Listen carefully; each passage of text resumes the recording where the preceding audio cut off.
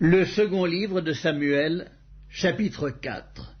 Lorsque le fils de Saül apprit qu'Abner était mort à Hébron, ses mains restèrent sans force, et tout Israël fut dans l'épouvante.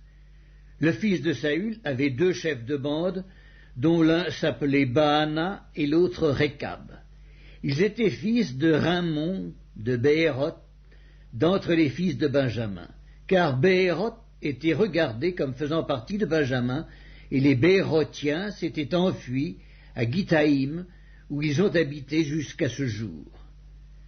Jonathan, fils de Saül, avait un fils perclus des pieds et âgé de 5 ans, lorsqu'arriva de Jizréel la nouvelle de la mort de Saül et de Jonathan. Sa nourrice le prit et s'enfuit, et comme elle précipitait sa fuite, il tomba et resta boiteux. Son nom était Méphibosheth.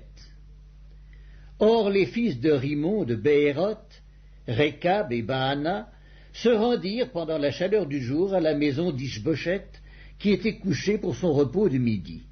Ils pénétrèrent jusqu'au milieu de la maison comme pour prendre du froment, et ils le frappèrent au ventre. Puis Récab et Baana, son frère, se sauvèrent. Ils entrèrent donc dans la maison pendant qu'il reposait sur son lit dans sa chambre à coucher. Ils le frappèrent et le firent mourir, et ils lui coupèrent la tête. Ils prirent sa tête et ils marchèrent toute la nuit au travers de la plaine. Ils apportèrent la tête d'Ish-Bosheth à David dans Hébron, et ils dirent au roi, « Voici la tête d'Ish-Bosheth, fils de Saül, ton ennemi, qui en voulait à ta vie.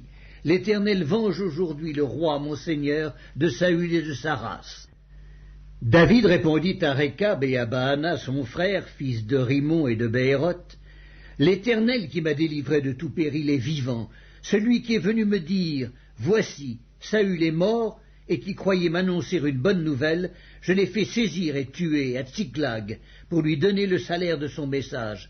Et quand des méchants ont assassiné un homme juste dans sa maison et sur sa couche, combien plus ne redemanderai-je pas son sang de vos mains et ne vous exterminerai-je pas de la terre? Et David ordonna à ses gens de les tuer. Ils leur coupèrent les mains et les pieds et les pendirent au bord de l'étang d'Hébron. Ils prirent ensuite la tête d'Ish-Bosheth et l'enterrèrent dans le sépulcre d'Abner à Hébron.